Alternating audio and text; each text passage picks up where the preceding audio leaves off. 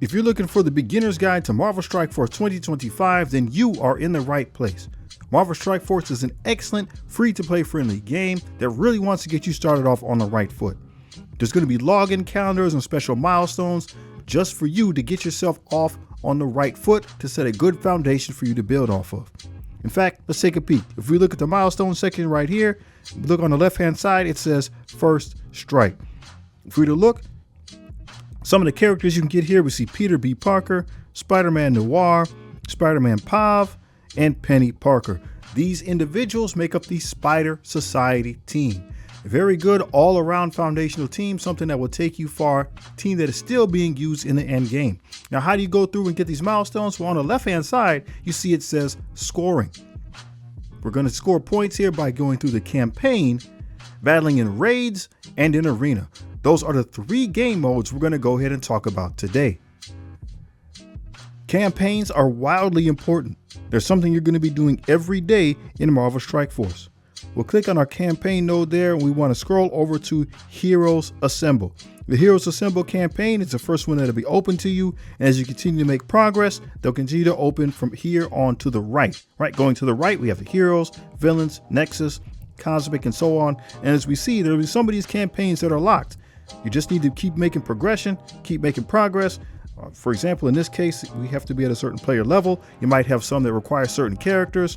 Just continue to make progress. The reason why campaigns are so important is because this is where you can farm everything you need to succeed in the game. Campaigns, in some way, shape, or form, is where you're going to farm your character shards. It's where you're going to get your gear. It's where you're going to get more gold, ability materials, everything you need to progress your account, you're going to find in some way, shape, or form inside one of the campaigns. So it's important to progress through them, get them all open and available so you can farm the things that you need. For example, if we go into the Heroes Assemble campaign and we go to Heroes 3.3, right there we have Captain America Sam Wilson. So if we need more Captain America Sam Wilson shards, we can get them right there from that campaign node. Another character we'll take a closer look at is the Lizard. He's part of the Sinister Six team. Now we see some gear pieces that are missing. So the one there in the upper left hand corner, it says find. So we'll click that, click find again. And here's everywhere in the game you can find that gear piece. So there's places you can pay money to get it. There's orbs that you can open, but all the way to the right hand side, here are the campaign nodes where I could farm that gear. So we have some available and we have some that are locked. As we continue to progress, we want to make sure we unlock as many as possible because many different characters need gear. So we have to provide gear not just for Lizard, but for the entirety of our roster. So the more options we have available, they'll make it easier to power up our characters. So once again, starting with the Heroes Assemble campaign, everything to the right is part of the main Marvel Strike Force storyline. It's permanent. Generally speaking, it doesn't change. That's where you can farm the things that you need. However, we do have some items to the left of the Heroes Assemble campaign. These are the showcases. And as you can see, the showcases have timers on the bottom. They are not permanent.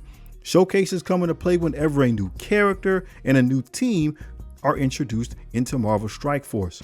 This way you'll know which characters are the newest, you'll know which teams that you can invest in and get the most bang for your buck, so to speak. For example, if we were to look at the Hercules campaign, it says on the left hand side only mission provided characters. That means the game is going to give you the character that you can use in the mission. All the level 1s of these showcases, they're there to show you what the new team is like, how the new characters interact with one another. It's a way to just test the game out. All the first levels of Showcase are there to just help you see how the team works together, how the new characters look, how they work, how they interact. And for doing that, they're going to give you a reward. They're going to unlock characters for you for free. This is important for the following reasons.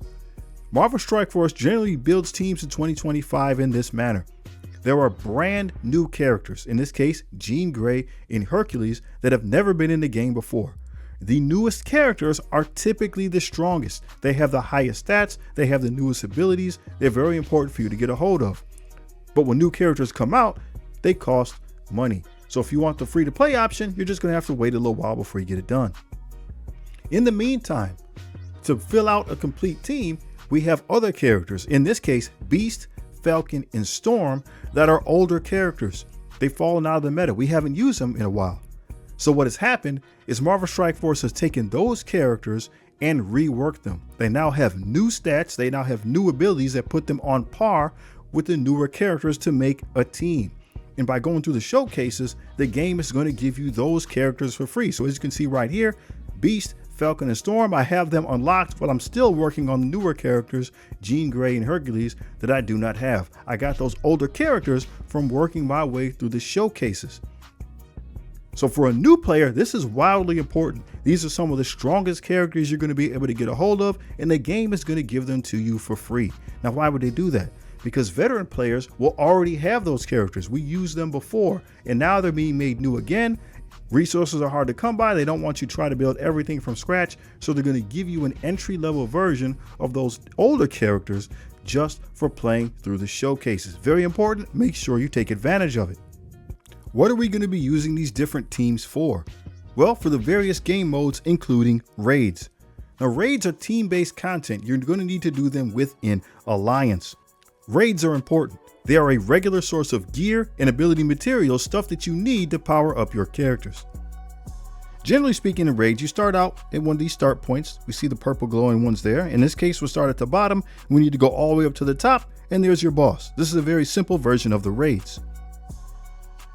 As you continue to advance and do more difficult raids, it's going to require coordination and communication with your Alliance members to make sure you can get as much of the raid done as possible. Your score is based on completion percentage of how many different raid nodes you can complete. In this case, still, you start at the bottom and move your way up to the top. In the case of Ultimus, the strongest team you have is probably going to be the one to get it done.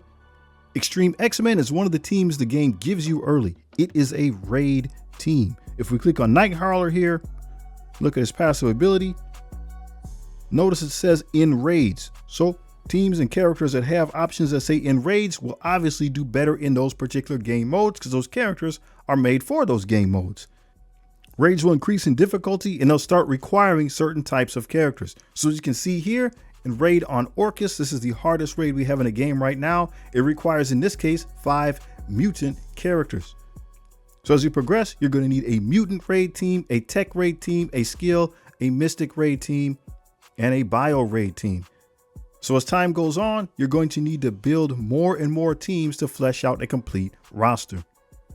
That brings us to what many people would consider to be the most important game mode in Marvel Strike Force, Arena. Why is it so important?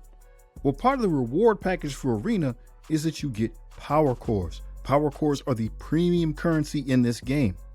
The game generally wants you to spend about 200 power cores per day. So what you want to try to do at the very minimum is to get up into the ranking of the top 500 of your arena. That way you have those power cores to spare.